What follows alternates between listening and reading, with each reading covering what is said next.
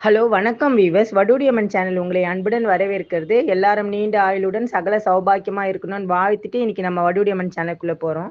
இன்னைக்கு பார்க்க போறது என்னன்னு பார்த்தீங்கன்னா, ஒரு மனுஷனா பிறந்தா எல்லாருக்குமே துன்பம் இருக்கு. இப்ப எல்லாருக்குமே துன்பம் இருக்கு. ஒண்ணு உத்தியோகத்துல, ஒண்ணு கல்வியில, இல்ல வீட்ல, இல்ல மனைவியால, கணவனால, இல்ல சொந்த பந்தத்தால, இல்ல வீடால, இப்படி அக்கம் பக்கத்தால ஏதோ ஒரு பிரச்சனை. மனுஷனா பிறந்தா ஏதாவது ஒரு வீடு இல்ல, பணம் இல்ல, கடன் ஆயிப்போச்சு, பிசினஸ் லாஸு, இப்படி எல்லா விதத்திலுமே பிரச்சனையா இருக்கு. இதுக்கு நம்ம வளமான வாழ்வு பெற நம்ம என்ன பண்ணலாம்? அப்படின்றத பத்தி தான் இன்னைக்கு பதிவு. ஸ்கிப் பண்ணாதீங்க. ஸ்கிப் பண்ணாத கேட்டுட்டு வாங்க. ஏன்னா இதுல மந்திரமும் உண்டு, எந்திரம் நான் குடுத்துருக்கேன். இந்த வளமான வாழ்வு எப்போது வரும்? எல்லா வசதிகளும் இருந்து எல்லாருடைய உதவிகளும் கிடைத்து வளமான வாழ்வுக்கு குறைவு இல்லாம வளமான வாழ்வுக்கு அஷ்ட ஐஸ்வர்யங்களும் தேவை இல்லையா? இதுக்கு நம்ம தேவையானது இது குருவினுடைய எந்திரம். இந்த குரு எந்திரம் தான் இந்த சக்கரத்தை தாமிரம் அல்லது காரிய தகட்டுல எழுதிக்கோங்க. அதாவது ஞாயிற்றுக்கிழமை நல்லா குளிச்சுட்டு சுத்தமான உடை அணிந்து மஞ்சள் அணிஞ்சிட்டாலும் உத்தமமா இருக்கும். சங்கல்பம் மேற்கொள்ளுங்க. முதல்ல விநாயகர் பூஜை, அதுக்கு பிறகு உங்களுடைய குலதெய்வம், இஷ்ட தெய்வம், பித்ரு பூஜை எல்லாத்தையும் பண்ணிடுங்க. அதுக்கப்புறம் மாமிசம் உண்ணக்கூடாது, முட்டை சாப்பிடக்கூடாது. சங்கல்பம் மேற்கொள்ளுங்க. ரொம்ப ஆச்சாரமா இத பண்ணுங்க. முதல்ல விநாயகர் மஞ்சள்ல புடிச்சு வச்சுட்டு, அதுக்கப்புறமா நீங்க இந்த எந்திரம் எழுதினா தான் பர்ஃபெக்ட்டா வரும்.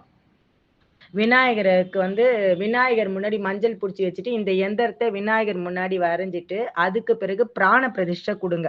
அதாவது ஒரு கும்பம் மாரி வச்சு, அருகம்புல் எல்லாம் வச்சு, நெய்வேத்தியம் எல்லாம் பண்ணிட்டு, அவுள், பொரி, கடலை, வெத்தல பாக்குலாம் வச்சுட்டு, அதுக்கு பிறகு இந்த பிராண பிரதிஷ்டை குடுங்க இந்த எந்திரத்துக்கு. அதுக்கப்புறமா இந்த அதாவது இந்த எந்திரத்த பக்கத்துல ஏதாவது எல்லையம்மன் கோயில் இருந்ததுன்னா, அங்க போய் அந்த தெய்வத்துக்கிட்ட வச்சுட்டு ஒரு தீட்சை மாரி வாங்கிக்கோங்க. அங்க பூஜை பண்ற பூஜாரி கிட்ட. அதாவது உங்களுடைய பேரு, ராசி, நட்சத்திரம், கோத்திரம் சொல்லி மானசீகமா நெனச்சுட்டு, ஒரு அர்ச்சனை மாரி பண்ணி, அதுக்கு பிறகு நீங்க வணங்கி, இந்த எந்திரத்தையும், விநாயகரையும் வணங்கி, குருவையும் வணங்கி, பூஜைய நீங்க ஸ்டார்ட் பண்ணிடுங்க. 1. 2வது இதுக்கு மூல மந்திரமும் நான் சொல்றேன். இந்த இந்த மந்திரம் இந்த எந்திரமும் மந்திரமும் சொல்றதுனால நமக்கு அதாவது 48 நாள் இத உச்சரிக்கணும். அதாவது 1,00,000 தடவ உச்சரிச்சா அது சித்தி ஆயிடும். இது இந்த பூஜை, இந்த எந்திரம், மந்திரம் எல்லாமே நம்ம செய்யும்போது அன்னதானம் பண்ணிட்டு இருக்கணும். அதாவது நாயி, பூனை இதுக்கெல்லாம் ஆகாரம் குடுத்துட்டு வாங்க. காக்காய்க்கு அன்னம் வைங்க. அமாவாசை திதி குடுங்க. அதுக்கப்புறம் ஒரு 15 பேருக்காவது உணவு குடுத்துட்டு வாங்க. அப்பதான் மந்திரமும், எந்திரமும் நம்ம சித்தியாக்க முடியும். 1. 2வது பார்த்தீங்கன்னா, அஷ்ட ஐஸ்வர்யம் கிடைக்கும். ஏதோ ஒரு விதத்துல உங்களுக்கு பணம் வரும். வறுமை எல்லாம் போயிடும். எதிரி உங்களுக்கு ரொம்ப எதிரி இருக்காங்க பிசினஸ்ல அப்படின்னோன்னு அவங்களே உங்களுக்கு ஃப்ரெண்ட் ஆவாங்க. அவங்களே உங்களுக்கு பண உதவி பண்ற அளவுக்கு முன்னிப்பாங்க. அந்த அளவுக்கு தொழில் அபிவிருத்தி அடையும். 2வது பார்த்தீங்கன்னா, அதாவது நம்மளுடைய பேச்சு திறமை எல்லாமே இந்த துறையில பக்காவா வேலை செய்யும். எந்த ஒரு வியாபாரமா இருந்தாலும் நல்லபடியா இருக்கும். 2வது இந்த எந்திரமும், மந்திரமும் நம்ம சித்தி பெறும்போது, நம்மளால அதாவது ஒரு மாந்திரிகருக்கு ஈக்குவலா இது நமக்கு நாளைக்கு என்ன நடக்க போகுது? நாளைக்கு இதுல இன்வெஸ்ட் பண்ணா இதுல லாபம் கிடைக்குமா? அப்படின்றது ஒரு அதாவது உங்களுடைய அந்த மைண்ட் வேவ் ஆகப்பட்டது உங்களுக்கே தெரியும். நாளைக்கு இதுல பணத்த போட வேண்டாம். இதுல பணம் போட்டா இதுல நமக்கு சக்சஸ் ஆகும். நம்ம பிசினஸ் டெவலப் ஆகும்.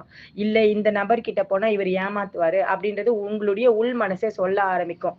அதாவது ஒரு மாந்திரீகத்துக்கு நிகரான இந்த எந்திரம், இந்த குருவினுடைய எந்திரம் எல்லா துறையிலும் வெற்றி பெற முடியும். ஏதோ எந்த பிசினஸ் நான் சிவில் பண்றேங்க, இல்ல நான் ஹோட்டல் வச்சிருக்கேன், இல்ல நான் துணி வியாபாரம் பண்றேன், எல்லா பிசினஸுக்குமே இந்த எந்திரம் சூட் ஆகும்.